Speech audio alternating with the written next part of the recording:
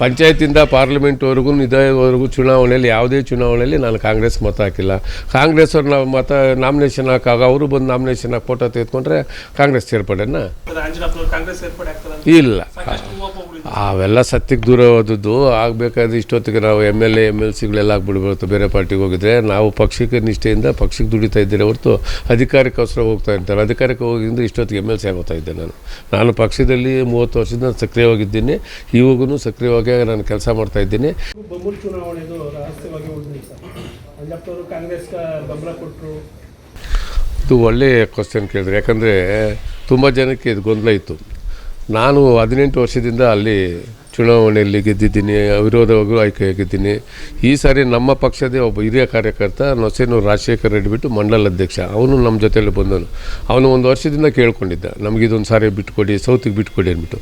ಅದರಿಂದ ಎಲ್ಲ ಪ್ರಮುಖರು ಕೂತ್ಕೊಂಡು ನಾರಾಯಣ ಸ್ವಾಮಿ ಅವರಿದ್ದರು, ಬಸವರಾಜರಿದ್ದರು, ಎಲ್ಲರೂ ಇದ್ದಾರೆ. ಎಲ್ಲರ ಮುಖಾಂತರನೇ ನಾನು ವಾಪಸ್ ಹೋಗ್ತೀನಿ. ನಾನು 18 ವರ್ಷದಿಂದ ಇದ್ದೀನಿ, ನಿನಗೆ ಅವಕಾಶ ಕೊಡೋಣ ಕೊಟ್ಬಿಟ್ಟು ಬಂದೆ. ನಾನು ಬಿಟ್ಟಿದ್ದು BJP ಅವ್ರಿಗೆ ಬಿಟ್ಟಿದ್ದು, ನಾನು ರಾಜಶೇಖರ್ ರೆಡ್ಡಿಗೆ ಬಿಟ್ಟಿದ್ದು, ನಾನು ಕಾಂಗ್ರೆಸ್ ಅವ್ರಿಗೆಲ್ಲ ಬಿಟ್ಟಿದ್ದು. ರಾಜಶೇಖರ್ ರೆಡ್ಡಿ ಅವರು ಆಮೇಲೆ ಅವ್ರಿಗೆ ಗೊತ್ತಿಲ್ಲ, ಅವರು ವಾಪಸ್ ತೆಗೆದುಕೊಂಡ್ಬಂದಿದ್ದಾರೆ. ನಾನು ಬಿಟ್ಕೊಟ್ಟಿದ್ದು ನಮ್ಮ ಕಾರ್ಯಕರ್ತನಿಗೆ ಬಿಟ್ಕೊಟ್ಟಿದ್ದು. ನೀನು 18 ವರ್ಷದಿಂದ ಇದ್ದೆ, ನನಗೊಂದು 5 ವರ್ಷ ಕೊಡು ಅಂದು ನಾನು ಬಿಟ್ಕೊಟ್ಟಿದ್ದೆ. ಇಲ್ಲ, ಅಭ್ಯರ್ಥಿ ಇಲ್ಲ ಆ ತೀರ್ಮಾನ ತೆಗೆದಿದ್ದು. ಯಾಕಂದರೆ ಅವನಿಗೆ ನಾನು ಮಾತು ಕೊಟ್ಟಿದ್ದೆ, ರಾಜಶೇಖರ್ ರೆಡ್ಡಿಗೆ ಯಾವುದೇ ಕಾರಣಕ್ಕೂ ನಾನು ನಿಂತ್ಕೊಳ್ಳೋದಿಲ್ಲ, ನೀನೇ ಇರು ಅಂತ ಹೇಳಿದ. ಅವನು 1 ವರ್ಷದಿಂದ ಸತತವಾಗಿ ಎಲ್ಲರೂ ಸಂಪರ್ಕ ಇದ್ದು, ಎಲ್ರಿಗೂ ಫೋನ್ ಮಾಡಿ 3 ಸಾರಿ ತುಂಬ ಜನನ ಎಲ್ಲ ಸಂಘಟನೆ ಮಾಡಿ ಅವ್ರಿಗೆಲ್ಲ ಒಂದು ಹತ್ರ ಸಂಘಟನೆಗೆ ಸೇರಿಸಿ ಎಲ್ಲ ರೆಡಿ ಮಾಡಿದ್ದ. ಅದರಿಂದ ಈಗ ನಾನೇ ಕಂಟಿನ್ಯೂಸ್ ಆದರೆ ನೋಡಿ ಸ್ವಾರ್ಥ ಆಗುತ್ತೆ, ಬೇರೆಯವ್ರಿಗೆ ಬಿಡ್ತಾ ಇಲ್ಲ ಅಂತಾರೆ. ಇದುವರೆಗೂ ಯಾರೂ ಕೇಳಿರಲ್ಲ, ನಾನೇ ಇದ್ದೆ. ಈ ಸಾರಿ ನಮ್ಮ ಪಕ್ಷದ ಕಾರ್ಯಕರ್ತ, ಅವನು ಹಿರಿಯ ಕಾರ್ಯಕರ್ತ, ದುಡ್ದಿದ್ದ, ಕೇಳ್ದೆ ಬಿಟ್ಕೊಟ್ಟೆ. ಅದಕ್ಕೆ ಸಾಕ್ಷಿ 25 ಜನ ಇದ್ದಾರೆ. ಅವನಿಗೆ ನಾನು ಬಿಟ್ಕೊಟ್ಬಿಟ್ಟು ನಾನು ಬಂದಿದ್ದು. ನಾನು ಅವನು ಕೇಳಿದೆ, ನಾನು ಕನ್ನಡದಲ್ಲಿರ್ತೀನಿ, ನನಗೊಂದು ಅವಕಾಶ ಮಾಡಿಕೊಡಿ ಅಂದರೆ ಕೊಟ್ಟಿದ್ದೀರಿ.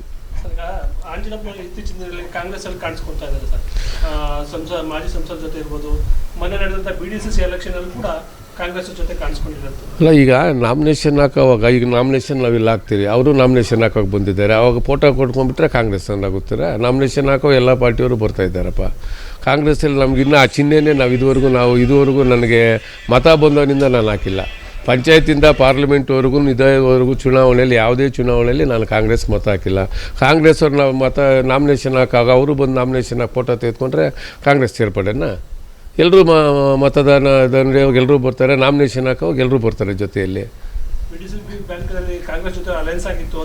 ಇಲ್ಲ, ಅಲಯನ್ಸ್ ಇಲ್ಲ. ಅಲ್ಲಿ ಆ್ಯಕ್ಚುಲಿ ಈಗ 18 ಸೀಟು ಕಾಂಗ್ರೆಸ್ಸಲ್ಲಿ 3 ದಳ ಬಂದಿರೋದು. BJP ಅವರು ಒಬ್ಬರು ಹಾಕಿರಲಿಲ್ಲ. 3 ಜಿಲ್ಲೆಯಲ್ಲಿ 12 ತಾಲೂಕಲ್ಲಿ ಭಾರತೀಯ ಜನತಾ ಪಾರ್ಟಿಯಿಂದ ಯಾರೂ ಹಾಕಿರಲಿಲ್ಲ. ಬಟ್ ನಾನಾದ್ರೂ ಒಬ್ಬ ನಾಮಿನೇಷನ್ ಹಾಕಿದ್ದೆ ನಾನು. ಬಟ್ 130 ಓಟ್ ಇತ್ತು, 12 ತಾಲೂಕಲ್ಲಿತ್ತು. ಮತದಾರನ ನಮಗೆ ಸಮಯ ಸಿಕ್ಕಿಲ್ಲ, 3 ದಿವಸದಲ್ಲಿ ನಾವು ಹೋಗೋದಕ್ಕೆ ಸಮಯ ಸಿಕ್ಕಿಲ್ಲ. ಆದ್ದರಿಂದ ನಾವು ಅಲಯನ್ಸ್ ಏನಿಲ್ಲ. ಅವರು 3 ಜನ ನಿಂತಿದ್ದರು ಕಾಂಗ್ರೆಸ್ ಅವರು. ಅಲಯನ್ಸ್ ಹೆಂಗೆ ಬರುತ್ತೆ? ಈಗ ಗೆದ್ದಿರೋರು ಕಾಂಗ್ರೆಸ್ ಅವರೇ, ನಾನು BJP. ಏನು ಅಲಯನ್ಸ್ ಆಗಿದ್ದರೆ ಮತ್ತೆ ಎಲ್ಲರೂ ವಾಪಸ್ ಹೋಗ್ಬೇಕಾಯ್ತಲ್ಲ. ಅಲಯನ್ಸ್ ಆಗಿದ್ದರೆ ನನಗೆ ಬಿಟ್ಕೊಡ್ಬೇಕಾಯ್ತಲ್ಲ. 3 ಜನ ಕಾಂಗ್ರೆಸ್ ಅವ್ರು ಹಾಕಿದ್ರು, ಅಲಯನ್ಸ್ ಎಲ್ಲಿ ಬರುತ್ತೆ? ಅಲಯನ್ಸ್ ಅವೆಲ್ಲ ಹೂವಪ್ಪವು ಅಷ್ಟೇ. ನಾವು ಭಾರತೀಯ ಜನತಾ ಪಾರ್ಟಿಯಿಂದ ನಾನು ಹಾಕಿದ್ದೆ, ಅವರು ಕಾಂಗ್ರೆಸ್ಸಿಂದ ಹಾಕಿದ್ದು, ಗೆದ್ದಿದ್ದಾರೆ.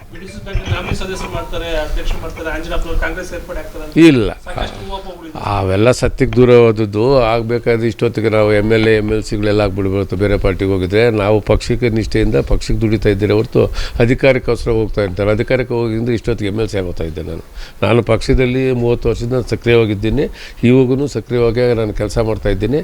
ಹೂವಪ್ಪ ನಾವೇನು ಮಾಡೋಕ್ಕಾಗದೆ, ಮಾಧ್ಯಮದವರು ಇಲ್ಲ ಬೇರೆಯವರೆಲ್ಲ ಮಾತಾಡಿದ್ರೆ ನಾವೇನು ಮಾಡೋಕ್ಕಾಗುತ್ತೆ? ಮಾತಾಡ್ಕೊಳ್ಳಿ, ಮಾತಾಡೋದ್ರಲ್ಲಿ ಅವ್ರಿಗೇನು ಮಾತಾಡಲಿ, ಅವ್ರನ್ನೇ ಕೇಳಬೇಕು. ನಿಮ್ಗೆ ಯಾರು ಮಾತಾಡಿತಾರೆ ಅವ್ರನ್ನೇ ಕೇಳಬೇಕು.